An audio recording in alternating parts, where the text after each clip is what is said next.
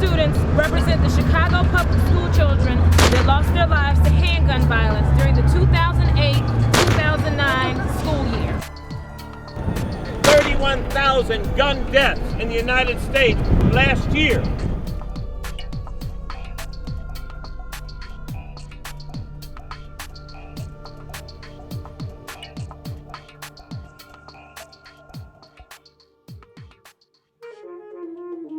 I often wonder, what's the main reason for all the dying? I often wonder, when I grow up, what will I be? Will I be a doctor, a lawyer, or will someone cut my life short and sneak up and kill me? I know that most neighborhoods where there's drugs and gangs, that there's not a lot of job resources. And that goes to a huge economic factor in which jobs were taken away primarily from a lot of the African American communities decades ago, and no jobs or job opportunities or businesses were put back in to sustain a level of financial stability for a lot of families. And now we have a overwhelming, violent youth, juvenile culture. The memorial got started because of Blair Holt. This is the stone right here. Blair Holt was killed in May of 2007, and he was killed because a young man got on the bus and decided he was going to spray the bus. And Blair was trying to save another young lady, and he was killed. You always hear a lot of people say, when a young person gets shot, oh, he was in the wrong place at the wrong time doing the wrong thing. No, 99% of the time, our youth are innocent, young, unsuspecting targets. They were normally doing the right thing in the right place at the right time. I was at home and I got a call from my old friend. Me being a good friend, I ain't seen him in a long time. I stepped out to go see him. So I was out front talking to him, and I noticed 4 people coming down the block. And out of that group, I noticed one of the people because I went to school with him. For a split second, I looked down the block and turned back, and he had a gun up to my neck. And he was tapping my pockets, trying to rob me. And me being me, I moved the gun out the way and I swung at him and hit him. And after I hit him, he shot me point blank in my neck.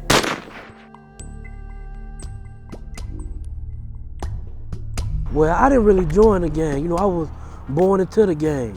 You know, when I first stepped into this earth, you know, they branded me a four-corner hustler because the area that I stayed in. Like, I ain't get jumped in. I ain't have to kill nobody. Like me, I was just a bottom feeder, man. I was just around to witness the big stuff. Well, it don't really take much to get out of the gang. It depends on how you is up on that chart. Like, it's the bottom feeder and the bosses.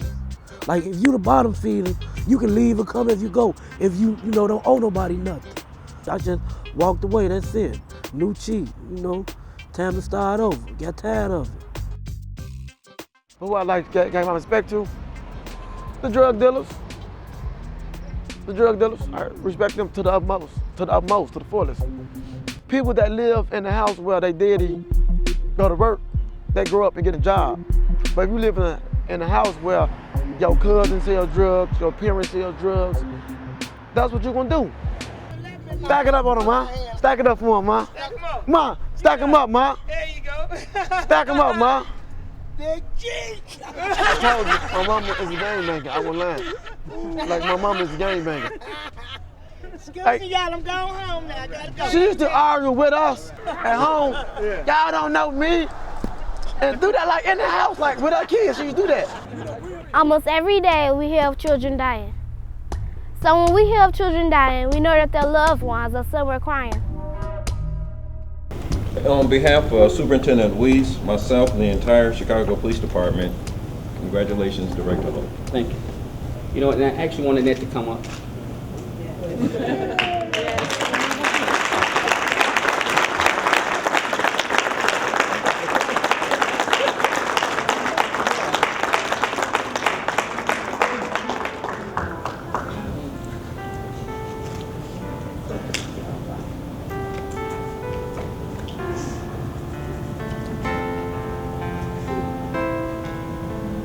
I took this job almost 20 years ago.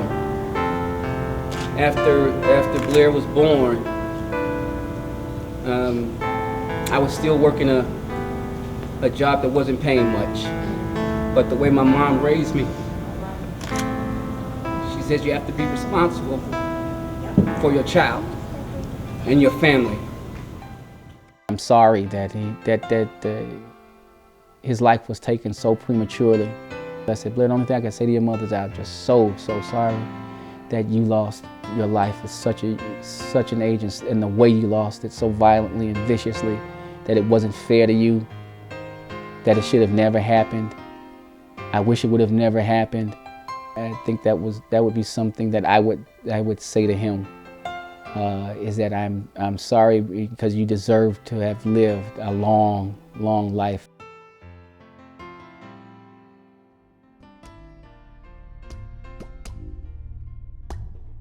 Every summer, you know that there's usually a lot more problems with violence and so forth in the community. We keep our kids busy doing this, that, and the other. I mean, we're performing here, we're performing there. Almost every weekend we have something to do. And it's a large number of kids. So I believe, yes, it saves a lot of lives. The way I get away from all the violence, my outlet is music and this band. Come on, guys, stop playing the drums, will you? Mr. Right could get away with anything because he puts it the right way. Put your shirt in your pants, son. You just look sorry. Come on, don't look like that. Pull your pants up. Don't be on TV, man. You don't want to look all sorry like that. Now pull your blue shirt down. To me, he's like a grandfather because I never had one and call him Grandpa Right. A number of our students don't have fathers that they can talk to, and a lot of times they come to me with some of the problems and things that they have, and I try to give them the best answer that I can give them. Before I got in the band, I didn't know what I wanted to do with myself. And then when I finally got in the band and started getting into music, I started finding out what I really wanted to do in life. Basically found out it was music, and it's one thing I love doing. I can basically say music saved my life. Kids Off the Block is an organization that caters to young people 12 to 24 years old. We cater to the young people that a lot of organizations don't cater to. The young man that's on the street, who's feeling hopeless, who's in a gang, who's dropped out of school, he can walk through that door, and if he wants to change his life, we're gonna help him do that. Kids Off the Block was started in July of 2003. I have 8 kids of my own, 4 boys and 4 girls, and I had one at home who's 13, who is a road runner. And I wanted to keep up with her, and I started hanging out with her and her friends, taking them to the movies and swimming. My mother saw it, and she said, those kids like you. It was 10 of them. She said, they like you. Why don't you do something with them? And I said, no. She said, yeah. And I said, if I started something in the house, could you all participate? And I was like, oh, just you all come in and we sing and write raps and all that. And he's like, yeah, but I want to be a doctor. I want to be a lawyer.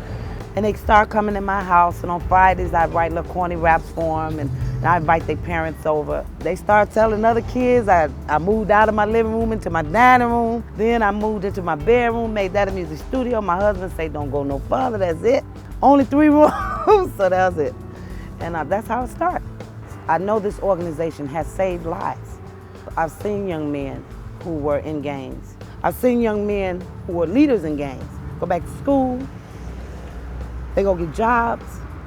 They're now mentoring young men on their block, and they feel so proud about themselves. You're talking about swag, now that's swag. And I love it, because I know where they came from. I'm fixing my community by fixing myself. I'm that broken light bulb in that Christmas tree.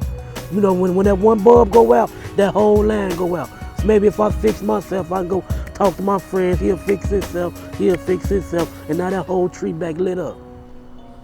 No drugs, job, paycheck, no drug money. Working a job, man.